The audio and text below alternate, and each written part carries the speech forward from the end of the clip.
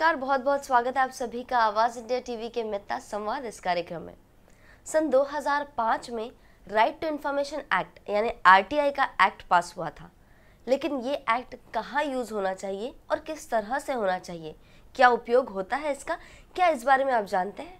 अगर नहीं तो आज हम चर्चा करने वाले हैं आज के मित्ता संवाद इस कार्यक्रम में।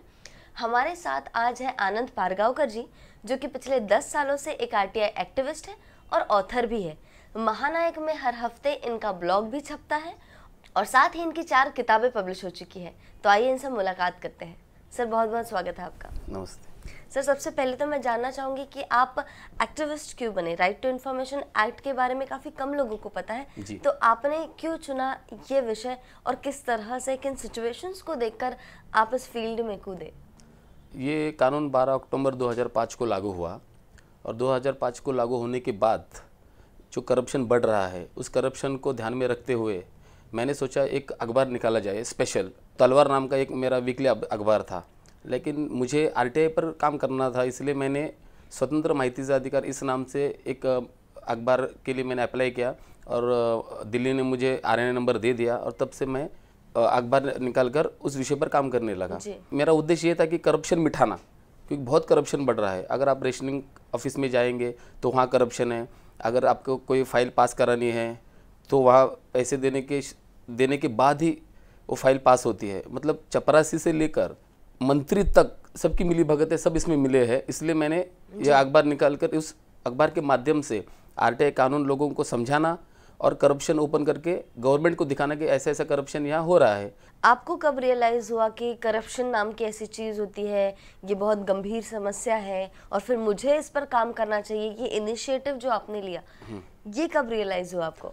ये उसी वक्त, क्योंकि मेरा जो तलवार नाम का अखबार था, मैं उसी में काम कर रहा था। डेली न्यूज़पेपर में आता है, चैनल में आता है कि करप्शन हो गया, तो मैंने सोचा कि करप्शन अगर ये हो रहा है तो ये करप्शन के लिए हमें कुछ तो काम करना चाहिए। तो मैंने एक लेखक थे उन्मेष गुजराती, इनका मैंने सूचना का अधिकार नाम का एक किताब लिया दादर आइडेल से।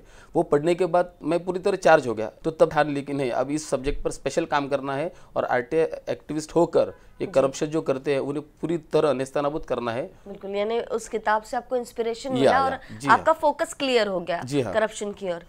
मैं आपसे पूछना चाहूंगी कि हमारे सभी दर्शकों को ये क्लियर पता चले कि क्या होता है आरटीआई एक्ट और कहाँ कहाँ वो यूज़ होना चाहिए। इस आरटीआई एक्ट से हम कोई भी इंफॉर्मेशन मांग सकते हैं।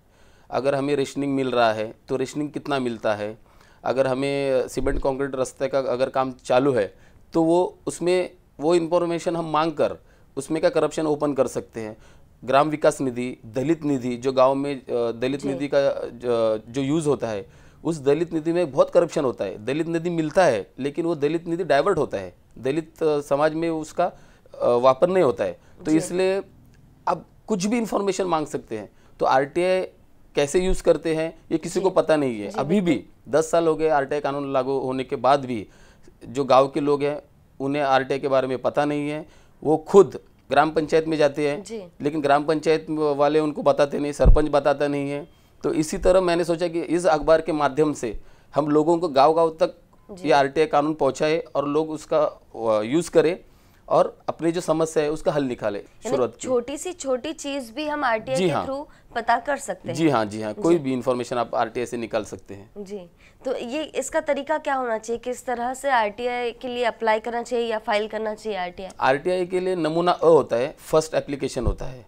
वो एप्लीकेशन अगर हम 1 जनवरी को डालते हैं किसी ऑफिस में, तो 30 जनवरी तक अगर इन्फॉर्मेशन नहीं आया तो अगले 30 दिन में 28 या 2 फरवरी तक हमें फर्स्ट अपील करना पड़ता है। और फर्स्ट अपील करने के बाद अगर कुछ निकाल नहीं लगा, ऑफिसर ने अगर इन्फॉर्मेशन नहीं दिया अधिकारी की बाजू ली, तो हम उसी के आधार पर हम सेकंड अपील भी कर सकते हैं माहिती आयोग के पास। तो इसका ऐसा स्टेप होता है। इसमें फर्स्ट ये आरटीआई एप्लीकेशन होता है, उसके बाद जो हम 30 दिन के बाद जो एप्लीकेशन करते हैं उसे फर्स्ट अपील कहते हैं, और उसके बाद जो एप्लीकेशन जाता है उसे सेकंड अपील कहते हैं। फर्स्ट एप्लीकेशन, उसके बाद फर्स्ट अपील और फिर सेकंड अपील, ऐसे 3 एप्लीकेशन। फर्स्ट एप्लीकेशन के बाद रिस्पांस कितने दिन में आना चाहिए? 30 डेज में आना चाहिए। 30 डेज में। और अगर नहीं आता है तो?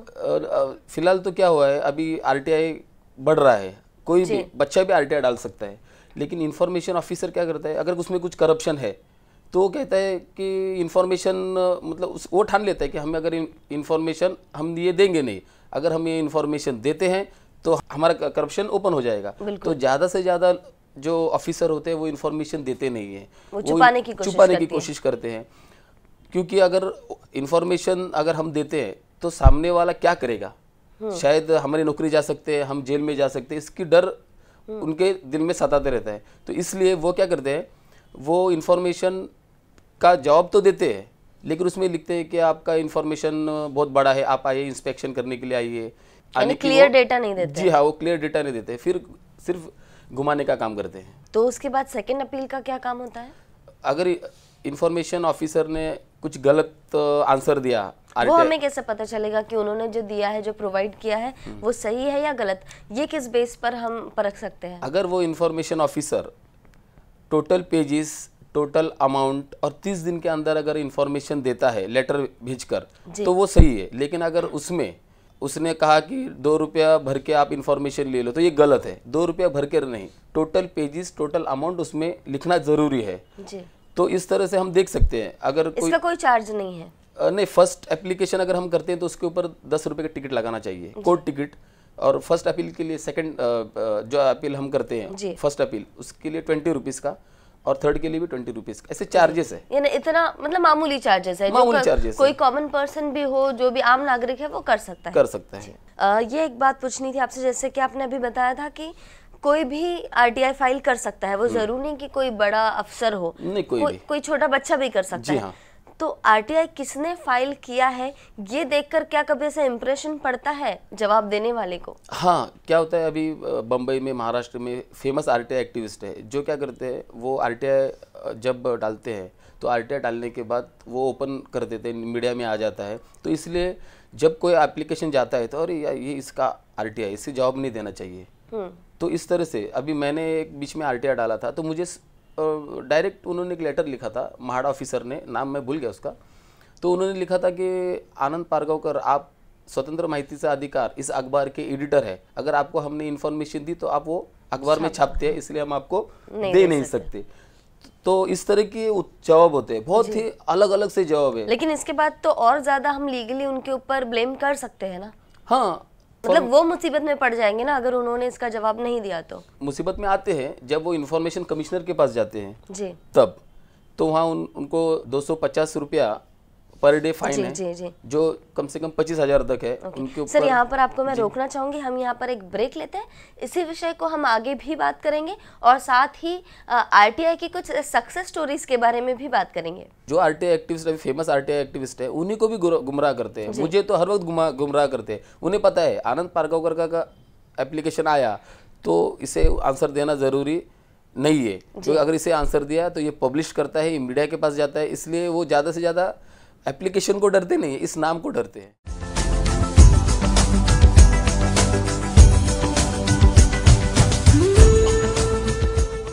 ब्रेक के बाद फिर एक बार स्वागत है आप सभी का मेहता संवाद। ये कार्यक्रम आप देख रहे हैं जिसपे चर्चा हो रही है आज आरटीआई के ऊपर, राइट टू इन्फॉर्मेशन के ऊपर।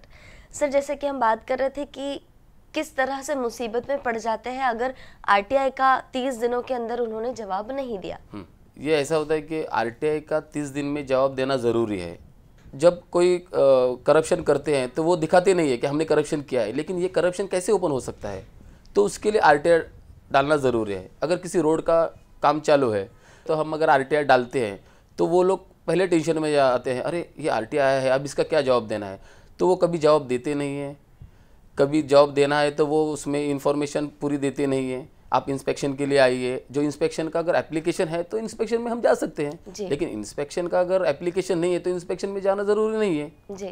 तो इस तरह से वो अलग अलग से कम 40 या 50 ऐसे सब्जेक्ट हैं, उस विषय पर, उस आधार पर वे जवाब देते हैं जो उन्हें जवाब देना नहीं चाहिए।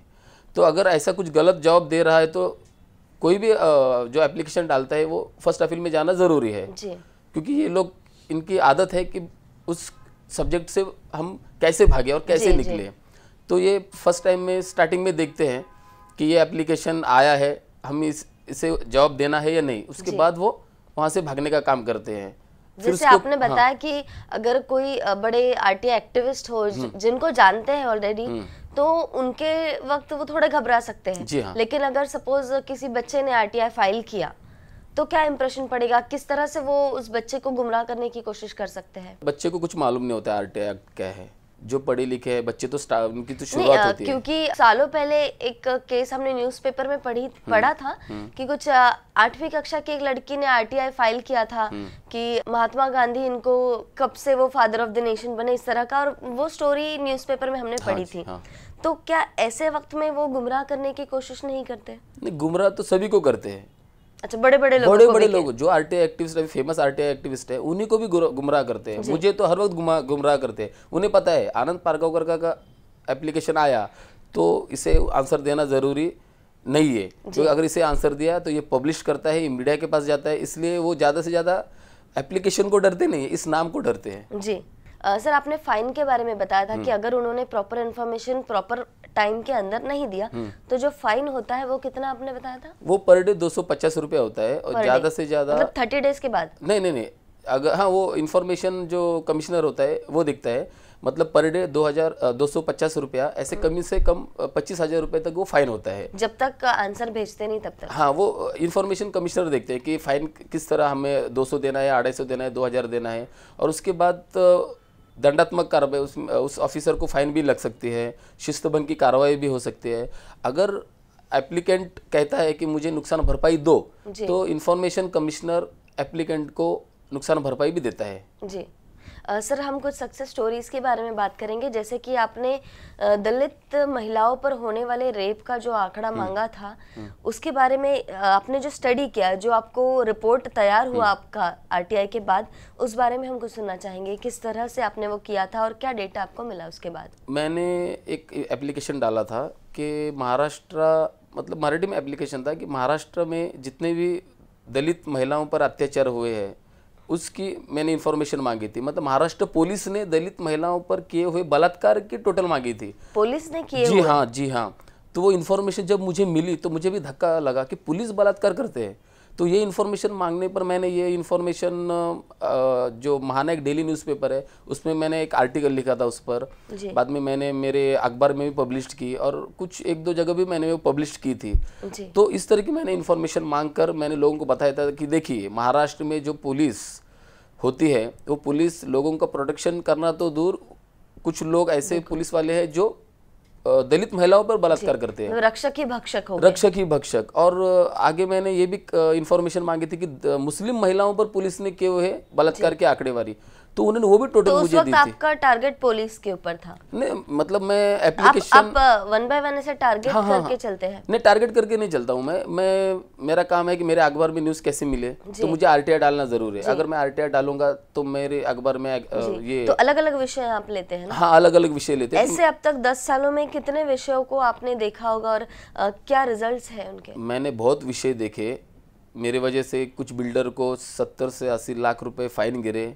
इस वक्त नहीं बोल सकता हूँ, लेकिन बहुत विषय मैंने लिए हैं। जो कुछ काम अगर नहीं हुआ तो वो काम समाज का अगर हो तो वो पूरा करना। तो ऐसे मैंने अलग अलग सब्जेक्ट पे मैंने काम किए हैं, जो 10 साल में मैंने मेरे अखबार में पब्लिश किए हैं, और अनेक अखबार में मैंने पब्लिश किए हैं। ये दलित महिलाओं का और मुस्लिम महिलाओं का जो आंकड़ा आपको मिला वो 1 साल का था या? हाँ, 1-2 साल का था वो। 1-2 साल का। हाँ। तो क्या हम सुन सकते हैं कि वो कितना आंकड़ा होगा 1 सालों में पुलिस के द्वारा किया हुआ? वो कुछ शायद अभी टोटल संख्या पता नहीं, लेकिन कम से कम 200-250 शायद हो गए 1 साल में। जी हाँ, 1-2 साल में। यानी अब प्रश्न ये है कि महिलाओं को अब पुलिस ही अगर भक्षक बन जाएंगे तो उनको रेप होने से बचाएगा कौन? ये एक गंभीर सवाल है। और सर, आरटीआई एक्ट के बारे में और कुछ हम सुनना चाहेंगे कि कौन से विषयों पर करना चाहिए या फिर लोगों को इनिशिएटिव लेना चाहिए? आरटीआई एक्ट, ये जो कानून है ये बहुत ही बड़ा कानून है जी। अगर ये आरटीआई अगर किसी को, सर्वसामान्य जो व्यक्ति होता है उसे अगर पता चला तो वो कोई भी इंफॉर्मेशन मांग सकता है।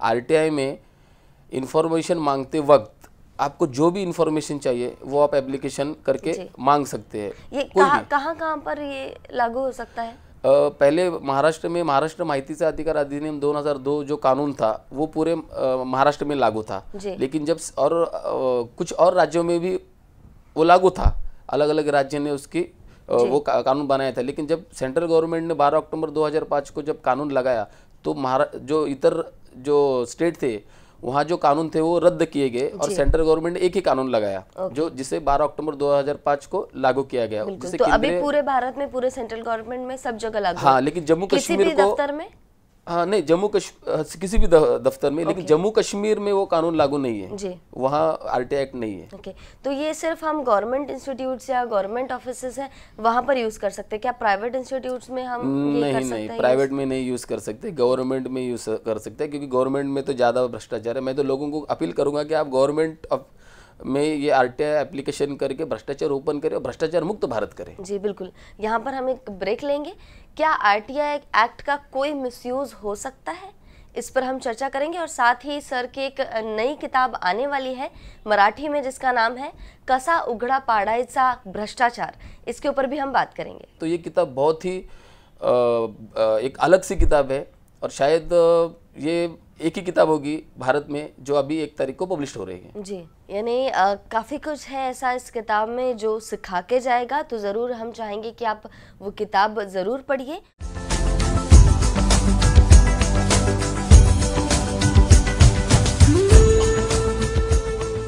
ब्रेक के बाद फिर एक बार स्वागत है आप सभी का मित्रता संवाद ये कार्यक्रम आप देख रहे हैं। हमारे साथ इस वक्त आनंद पारगावकर जी हैं, तो उनसे हम बातचीत को आगे बढ़ाते हैं। सर, क्या कोई मिसयूज हो सकता है? क्योंकि काफ़ी सारे एक्ट है जिन मतलब मेनली तो वो लोगों के हित में ही है, लेकिन कभी कभी किसी चीज़ का मिसयूज भी हो सकता है। तो क्या आरटीआई एक्ट का कोई मिसयूज होना पॉसिबल है? आरटीआई एक्ट का मिसयूज होता है। कुछ लोग आरटीआई एक्ट डालकर ये मतलब खंडनी ऐसा जो पैसे लेने का काम करते हैं, लेकिन ये गलत है। ओके, मतलब ब्लैकमेलिंग करते हैं। हाँ, ब्लैकमेलिंग करते हैं। मैं ये कहता हूँ कि अगर कोई ब्लैकमेल कर रहा है तो आप कोई भी ऑफिसर जाके पुलिस स्टेशन में कंप्लेंट कर सकता है अगर ब्लैकमेल कर रहा है। लेकिन वो भी कंप्लेंट कैसे करेगा, क्योंकि उसकी तो इन्फॉर्मेशन वहाँ पर है। हाँ, तो वो भी चीज़ ओपन हो जाएगी। नहीं, होता है ना, बहुत से आरटीआई एक्टिविस्ट को पकड़ा गया है, पैसे लेते वक्त पकड़ा गया है, उनकी कंप्लेंट है। देखिए क्या होता है, कानून प्रूफ के आधार पर चलता है। तो अगर नंगे हाथ पकड़ा गया तो वो चोर, मतलब जो चोर होता है वो अगर उससे चोरी करते वक्त पकड़ा गया तो वो चोर कहलाता है। तो अगर आरटीआई एक्टिविस्ट अगर उसका मिसयूज कर रहे हैं आरटीआई एक्ट का, तो उसकी कंप्लेंट पुलिस स्टेशन में जाके ऑफिसर को देनी चाहिए। लेकिन ऑफिसर ये करते नहीं है क्योंकि वो खुद फंसे हुए होते हैं। अगर वो कंप्लेंट देते हैं तो वो फिर खुद उसमें ओपन हो जाते हैं, इसलिए कोई इस बारे में ज़्यादा ध्यान नहीं देता है। लेकिन ये गलत है, अगर कोई कंप्लेंट किसी के बारे में करने तो आप कर सकते हैं। जी, यानी ब्लैकमेलिंग पॉसिबल है, इस तरह की केसेस हुई है। हाँ, ऐसे अखबार में पढ़ने आए हैं। जी सर, हम बात करेंगे आपकी किताबों की तरफ। जी हाँ, आपकी अब तक 4 किताबें आ चुकी है, जिसमें से 3 तो भ्रष्टाचार के ऊपर ही है। तो किन प्रकार की किताबें थी वो, क्या उसमें था, उसके बारे में हम जानना चाहेंगे। और उसके बाद में अंत में हम जो आने वाली किताब है जो कि 1 अगस्त 2016 को अभी पब्लिश होने जा रही है, उसके ऊपर भी हम बात करेंगे। लेकिन पहले पुरानी किताबों के ऊपर हम बात करेंगे। मेरी जो पहली किताब है, मतलब जो 1999 में निकली थी, उसके बाद मैंने स्वतंत्र माहिती अधिकारी इस नाम से किताब निकाली जो नागपुर दीक्षा भूमि में पब्लिश हुई। सेकंड किताब निकाली वो 19 फरवरी 2016 को रायगढ़ गढ़ के ऊपर पब्लिश हुई। थर्ड किताब जो है वो रोहित वेमुला की माँ उनके हाथों से 14 अप्रैल को दादर चैत्यभूमि में पब्लिश हुई। तो इन किताब में ये जो 2 किताबें पहले जो नागपुर में और रायगढ़ में पब्लिश हुई थी, उसमें मेरे आर्टिकल्स हैं। मतलब माहिती अधिकारातून मिळतात पैसे, ऐसे मराठी में कुछ आर्टिकल है। आरटीआई से भी पैसे मिलते हैं, लेकिन वो पैसे कैसे मिलते हैं, वो कायदेशीर मिलते हैं। जो महाराष्ट्र का जो कमिश्नर है वो नुकसान भरपाई करके देता है। तो ऐसे कुछ उसमें 35 आर्टिकल्स है पहले किताब में। सेकंड किताब में 32 आर्टिकल्स है। लेकिन जो 14 अप्रैल को जो पब्लिश हुए है उस किताब में वो कैसे यूज़ करना है, आरटीआई कैसे यूज़ करना है, अगर हम सुबह उठते हैं तो उसके बाद हमें क्या करना चाहिए, एप्लीकेशन कहाँ मिलेगी, उसकी पूरी डिटेल्स मैंने दी है। मतलब जो जिस तरह मैं कैडर कैंप लेता हूँ उसी तरह मैंने वो किताब लिखी है। बिल्कुल। तो आप कैडर कैंप भी लेते हैं? जी हाँ, मैं कैडर कैंप भी लेता हूँ। उसमें क्या चीज़ें आप बताते हैं, क्या पूरी तरह से गाइडेंस मिलता है कि आरटीआई एक्ट कैसे करना चाहिए? हाँ, डिटेल्स, एप्लीकेशन डालने से लेकर इंफॉर्मेशन आपको कैसी मिल सकती है, तो पूरा डिटेल्स उसमें मैं दे सकता हूँ। ये प्रॉपर गाइडेंस होता है? पूरा गाइडेंस, जी हाँ। तो हम अब आगे बढ़ेंगे। आपकी जो आने वाली किताब है जी हाँ। 1 अगस्त को जो आने वाली है, जिसका नाम है कसा उघडा पाडायचा भ्रष्टाचार, उसमें क्या है सर? क्या इन 3 किताबों के अलावा इसमें कुछ और खासियत है? ये किताब जो है ये स्पेशल किताब है, आरटीआई के ऊपर भी और करप्शन के ऊपर भी। इसमें मैंने डिटेल्स दिए हैं कि आपको किस तरह से करप्शन ओपन करना चाहिए, उसके लिए क्या करना चाहिए, फ़ोटो कब निकालने हैं, आपको कब वहाँ जाना है, आपको उसके ऊपर एप्लीकेशन कैसा करना है। तो इस तरह की डिटेल्स में मैंने दी है। कुछ 22 सब्जेक्ट्स है उसमें। सीमेंट कंक्रीट रास्ता घोटाला कैसा ओपन करना है, दलित निधि, नाले कटार, ऐसे अनेक है। और उसमें 2 सब्जेक्ट एकदम स्पेशल है, जो कि लोक प्रतिनिधि का जो एफिडेविट होता है उसमें से घोटाला कैसा ओपन करना है, घोल कैसा ओपन करना है। और एक जो है कि जो ऑफिसर्स होते हैं उनकी प्रॉपर्टी कैसे ढूंढनी है, उसके लिए क्या करना चाहिए, वो मैंने उस किताब में लिखा है। तो ये किताब बहुत ही एक अलग सी किताब है, और शायद ये एक ही किताब होगी भारत में जो अभी 1 तारीख को पब्लिश हो रही है। जी, यानी काफ़ी कुछ है ऐसा इस किताब में जो सिखा के जाएगा। तो ज़रूर हम चाहेंगे कि आप वो किताब ज़रूर पढ़िए। और आरटीआई के संदर्भ में आपको कुछ भी चीज़ें अगर पूछनी हो, कोई गाइडेंस चाहिए हो, आप अगर आरटीआई करना चाहते हो किसी विषय पर, तो ज़रूर आप आनंद सर से संपर्क कर सकते हैं। नीचे दिए गए नंबर्स पर आप संपर्क करें और ये आपको ज़रूर गाइड करेंगे। जी हाँ सर, अंत में मैं चाहूँगी कि आप बताएं, लोगों को एक अपील करें, आरटीआई एक्ट जो इतना पावरफुल टूल है उसको इस्तेमाल करने के लिए कोई 1-2 टिप्स अगर आप अभी दे सके लोगों को। मैं ज़्यादा से ज़्यादा टिप्स दूंगा गांव की इन्फॉर्मेशन की, क्योंकि गांव में बहुत भ्रष्टाचार होता है। दलित वस्ती जो होती है वहाँ भ्रष्टाचार ज़्यादा होता है। अगर दलित वस्ती का भ्रष्टाचार के लिए अगर आप एप्लीकेशन करेंगे तो आपको दलित निधि का कैसा घोटाला होता है इसकी पूरी इन्फॉर्मेशन मिलेगी। अगर आपको इन्फॉर्मेशन की ज़रूरत है, आपको कोई सलाह नहीं दे रहा है, तो आप मुझे बेशक कांटेक्ट कर सकते हैं, मैं आपको पूरी डिटेल्स दूंगा। क्योंकि मेरे पास महाराष्ट्र भर से फ़ोन आते हैं, सर इसके लिए क्या करना चाहिए, लोगों को कुछ पता नहीं है। तो ज़्यादा से ज़्यादा बम्बई में जो शहर है, शहर में एप्लीकेशन ज़्यादा जाते हैं, लेकिन गांव में एप्लीकेशन जाते नहीं है। तो गांव में आरटीआई डालना जी ज़रूरी है। बिल्कुल, ये मेरा कहना है। जी सर, बहुत बहुत धन्यवाद। आपने हमें इतना महत्वपूर्ण वक्त दिया और बहुत ही महत्वपूर्ण जानकारी दी। और अंत में आपको भी यही कहना चाहूँगी कि आरटीआई ये एक बहुत पावरफुल टूल है, इसका सही इस्तेमाल करें और जागरूक रहे और अपने हक के लिए लड़े। और सही जानकारी अगर आपके पास होती है तो आप अगले सही कदम भी उठा सकते हैं। इसी संदेश के साथ यहीं पर हम विदा लेना चाहेंगे। बहुत बहुत धन्यवाद और देखते रहिए आवाज़ इंडिया टीवी।